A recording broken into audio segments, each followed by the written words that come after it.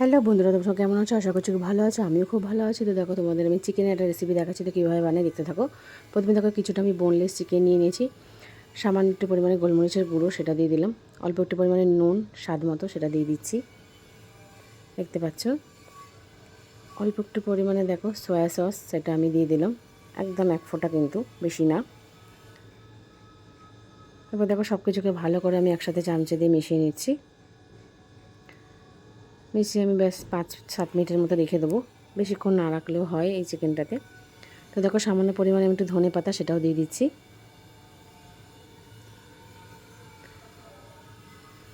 আর অল্প একটু পরিমাণে দেখো কর্নফ্লাওয়ারের গুঁড়ো সেটা দিয়ে দিলাম। তোমরা চাইলে ময়দাও দিতে পারো। আমার কর্নফ্লাওয়ার আর ময়দা মেশানো ছিল, সেটা দিয়ে দিলাম। দিয়ে দেখো, ভালো করে আমি কোটিং করে নিয়েছি। এবার আমি কিছুটা কড়াইতে অল্প একটু সাদা তেল দিয়েছি, দিয়ে আমি একে একে চিকেনগুলোকে ফ্রাই করে নেব।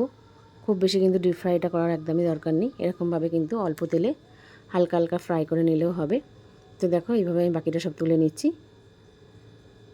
তো আমি দেখো আর একটা ব্যাচ দিয়েছি, দুবারে করে আমি চিকেনটা ভেজে নিলাম। এবার দেখো, ওই তেলের মধ্যে আমি কিছুটা বাটার দিয়ে দিলাম, অল্প একটু রসুন থেতো করে রেখেছিলাম, সেই রসুন থেতো করাটাও দিয়ে দিলাম।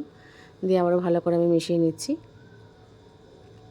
এবার দেখো, কয়েকটা লঙ্কা কুচানো সেটাও দিয়ে দিলাম। এটা কিন্তু একটু ঝাল ঝাল হবে, তাই একটু বেশি করেই লঙ্কা দিয়ে দিলাম। তো দেখো, লঙ্কাটা জাস্ট একটু হালকা হালকা ভাজা হয়ে গেছে। এবার আমি সামান্য পরিমাণের ধনে পাতা সেটাও দিয়ে দিলাম।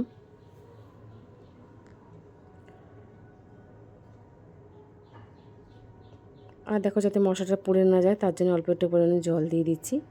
দিয়ে ভালো করে মিশিয়ে নিচ্ছি, যাতে করে মশলাটা পুড়ে গেলে কিন্তু পুরো রসুন তেতো হয়ে যাবে, রসুন পুড়ে গেলে।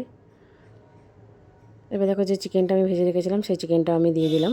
এতে আর তেমন কিছু কিন্তু গোটা মশলার একদমই লাগে না, এতেই খুব দুর্দান্ত কিন্তু খেতে লাগে। তো অল্প একটু পরিমাণে দেখো আমি কর্নফ্লাওয়ার ওপর থেকে দিয়ে দিলাম। তোমরা চাইলে এটা জলে গুঁড়োও দিতে পারো, আমি এটা ওপর থেকেই দিয়ে দিলাম, মিশে যাবে এটার সাথে, তাই আলাদা আমি জলে গুলে আর দিলাম না। তো দেখো, এইভাবে আমি আর 10 মিনিটের মতো রান্না করে নেবো, ব্যাস। তারপর কিন্তু আমার চিকেন একদম রেডি। তো দেখতেই পাচ্ছি জলটা আমার কিন্তু একদম টেনে নিয়েছি। এবার আমি গ্যাস বন্ধ করে দেবো। ঠান্ডা হলে কিন্তু এটা আরও জমে যাবে, যেহেতু কর্নফ্লাওয়ার হচ্ছে সেই জন্য। তো দেখতেই পাচ্ছ কতটা ড্রাই হয়ে গেছে। এই রেসিপিটা কিন্তু এরকমই ভালো লাগে। তো দেখতেই পাচ্ছ কত চটজলদি, খুব কম কিছু উপকরণ দিয়ে একটা সুস্বাদু রেসিপি তৈরি করা হয়ে গেল। তো আমার রেসিপি কেমন লাগলো, ভালোটা লাইক, কমেন্ট, শেয়ার, সাবস্ক্রাইব করবে। নতুন বন্ধু হলে পাশে থাকবে। এরকম নিত্য নতুন ভিডিও দেখতে হলে চ্যানেলটা অবশ্যই সাবস্ক্রাইব করে দেবে। ভিডিও দেখে ভালো লাগলে কমেন্ট অবশ্যই জানাবে।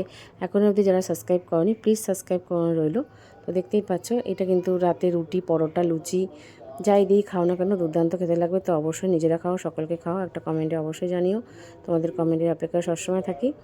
তো দেখতেই পাচ্ছ, রাতের জন্য আর কোনো কিছু চিন্তা না করে ঝটপট করে বানিয়ে ফেলো। Thank you so much.